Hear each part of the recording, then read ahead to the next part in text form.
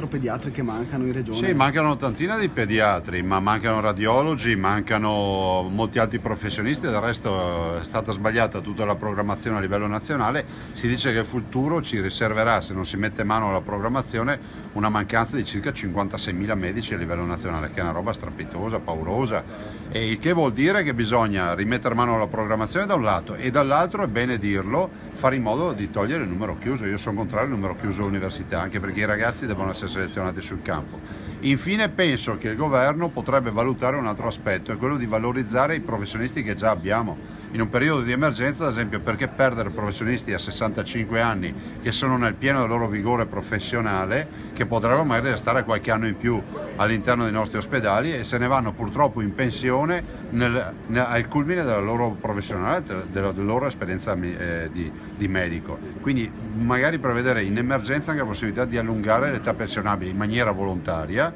negoziabile ovviamente con l'azienda ospedaliera, niente di obbligatorio, ma io conosco un sacco di medici bravissimi che resterebbero ancora volentieri a lavorare. Guardi, il tema di cercarli all'estero è tamponare un'emergenza. Noi preferiamo avere i nostri, però ovviamente fa bene Benazzi, perché nel momento in cui mancano bisogna trovarli da qualche parte sti medici.